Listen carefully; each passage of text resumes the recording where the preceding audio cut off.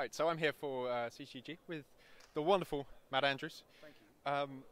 So we wanted to ask you a few questions. How did you first get involved with hosting and esports? Well, I've been a presenter for way too many years. Not too many, a lot of years.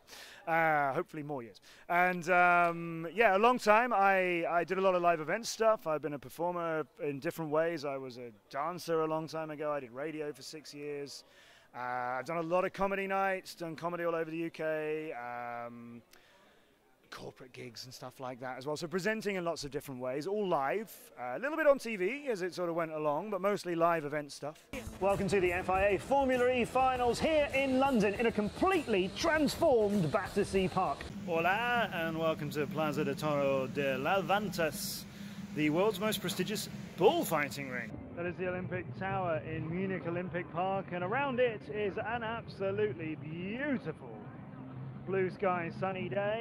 And then always been a gamer, always since it was not cool and young in school to be a gamer. I still was.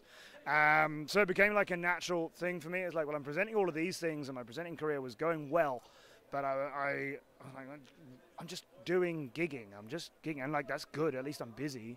But gaming's always been important to me, so I managed to bring the two together, and it was a big grind, and truthfully it still is. But yeah, lots of networking and showing like I can present stuff, just give me a chance to present your stuff, and over years and years and years I get the pleasure of doing things like this, so yeah. Fantastic. So what do you see the future of esports as? More of this, more often and bigger would be good, wouldn't it? It's amazing how far we've come, you know.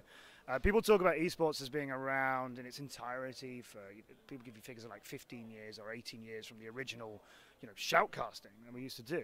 A few years ago, it was nothing like this. Like, I remember Siege events when we started. I've done every single one since it launched, and I casted the game 3 months before it launched at EGX back in the UK. I always knew it had potential, and I was always wanting to be involved with it. I was positioning myself like, I want to be with this from the start. And back then, our first event was 4 teams for 1 day at ESL Studios in Cologne with no live audience, no tickets there. Live audience online, but not in the place. But prior to that, stuff was, there was a camera, and it wasn't, there were technical delays and all those sort of things. And now we can light up a stage in 3 dimensions and have, all these reveals and music and cameras everywhere and the best light show I've seen in a long time in there as well. So it's just going to be more like this. But what I also think is happening is we don't need to worry about other people giving us credibility anymore. People used to want us to be considered a sport so that we had, like, oh, take us seriously. And now esports is bigger than most sports on the planet anyway. So we're not fighting for that anymore. But of course, broadcasters and sponsors and everybody like that is looking at us and going, oh, like, we want a piece of this. I think it's going to get more professional for players, which is great, as you've seen the orgs who joined Siege, like more of that on other games as well. I think the production is in a great place now compared to 2 years ago, and we'll get more professional as well. I think we will lose a little bit of the individuality of esports. I think as broadcasts just get too valuable, things like teabagging and stuff like that might just have to fall by the wayside. Personally, I don't mind if it does, but that's just me. So I think it's going to become more standardized in a little way, but we still need to hang on to what esports is.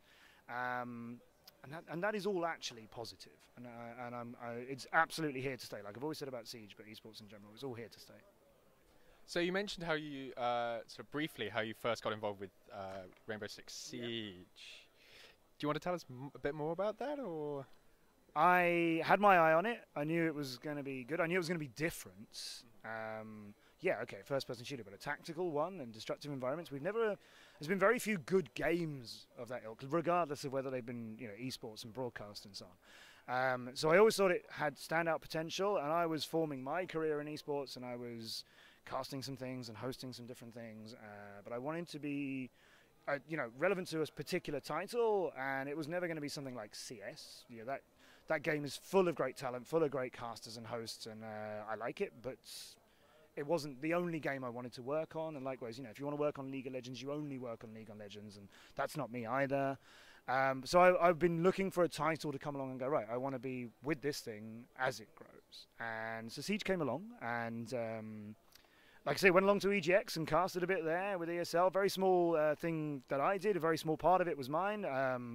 But I'd prepared for it in case that opportunity came along, and then I did some other stuff for ESL. And it just happened that the project manager for one of these completely different games, Forza in fact, was also working on the first Pro League for Siege. And in fact, they asked me to do the second Pro League for Siege because that was going to be in the UK. And I was like, great, who's doing Season 1? And they were like, I suppose you could also do that. And so sometimes you have to stick your neck out and go, all right, I want to show you what I can do. And never stopped. Don't plan on stopping either. Yep. Please don't stop. Don't you dare take Siege away from me. Over my dead body. I love doing these. These are my favourite things. So what has been your favourite? Do you have a favourite Siege moment? Oh, God. Favourite Siege moment? God. I wouldn't pick one. I'm terrible at picking favourites. You ask me my favourite film or anything like that. I can never do those. How about top 5? Oh gosh, okay. I'll pick things like Kanto's performance when he was first playing with what was Penta. And at the at the Invitational, funnily enough, the show match is where we really sort of saw Kanto show some of his personality in a game, and not just how good he is, but just him typing stuff in chat in game. I remember saying, oh, there's the Kanto. I've not really kind of seen you publicly like that, which is great. Penta winning the Invitational will stick with me. I went up to Pengu on stage after we'd done the presentation, after the stream had finished, and he was, just about hanging in there. And I was like, man, I remember we were there day one. Like, I'm so proud of you. Well done. And that was a really emotional thing. And in fact, that's in another Mindset documentary as well, which surprised me. So yeah, that's a favourite part of things for me. It's the emotions, to be honest with you. It's Furious G when he was on Vitality's Xbox team way back in year 1. Season 3 when we did an Xbox and PC final at ESL Studios in Katowice. He was in tears on stage as they won it on the Xbox side of things. And he was talking about the sacrifices he's made. And I'm a dad. I have a 5.5-year-old son. I am away from him for my 5th week at the moment because I've been touring the world doing loads of esports back to back, coming to this. It's hard. So I get it. So talking to him when he was in tears, because of all the commitments he's made, I understand that, and it meant something. And then we go 3 months after that, we go to the 6th Invitation in Montreal last year, and he's in his final, and it's his retirement game, and they get wiped 10-0, 5-0, 5-0 in our World Championship final, the last game on Xbox in the professional scene. And I thought, he's going to be in bits. Like, that's no way for him to put all this commitment in. And he's on stage clapping. Like, well played, and I have huge respect in that memory. And one more moment to make out a top 5. I'm not sure which order these are in. Wilkie and Ents winning Pro League Season 6. So many people wanted him to do that, and it had been so long coming. Every Pro League finals, they made the final of the first one, this tiny one we did in Cologne. After that, it was always quarters for him, and that was it. And to see them make the semis and talk to Wilkie on stage, and it's another interview like Furious G. He's just about holding the tears in. And I know how much commitment he's put in, and he's a family guy and a dad as well. And then they won it. And they won it in front of the most passionate Brazilian audience we could have asked for, having beaten Brazilian teams to do so. And for that audience to be like, well done, Ents. And the community so pleased for him. I think that sums up some of the things I love about Siege, to be honest. The emotions of the players and how genuine they all are. And the community and how much they care and how much respect everyone's got for their rivals as well. So I think it was about a year ago, ChankaNewsNetwork tweeted to you and said, we need to get a Matt Andrews voice pack going. Oh, yeah. How do we make this happen? I don't know. I really want this to happen. Of course, we all want this to happen, don't we? Funnily enough, after that, I did reach out a message to UB and brand director Alex Remy and a couple of others. And so apparently it was an idea that had been floating around. But there isn't like that thing in the game. So it's not like they make another one. Right? It's not like this is there's an announcer pack add-on or something like that. So it's not a case of recording one for me. It's a case of, well, actually, like, how would this even be a thing in the game? When would you hear it? Why would it be there? So if there was one already, I hope and think that would be done. Unfortunately, I can't say I've heard anything about that for a long time. When I heard there was a new British operator, I did say, any chance of voicing them? Because I used to be an actor. No, because Clash is female, so definitely not. That's not going to work. Yeah, I would still love to do a voice pack. And then I get people messaging me. They want, pulse skins and things like that. And now we've got charms for streamers. Who knows? Who knows? Please, please, please bug the hell out of Ubisoft to make it happen. Do whatever you need to do. Make it happen. I so want to do that. Do you think, it's obviously still in progress, of this major, the first Rainbow Six major in Paris, Yeah, it's been a thrill, to be honest with you. When I first heard that there was going to be a major in Paris, I thought, I've worked in France before. There's a law in France about events having to be in French. So I genuinely thought, oh no, I might not actually be on the stage, in which case I'll probably be on the desk, so okay. Because you have to do an international stream in English, of course. Turns out the French community wanted me so badly that I'm on the stage for the 6th major in Paris. That means the world. I'm thrilled by that. Instead of having a French host, they wanted me to come here and do it in English, and that's amazing. And I did actually offer to learn an intro in French and so on, but apparently they want me to just do it as I am. So hooray! I'm so grateful.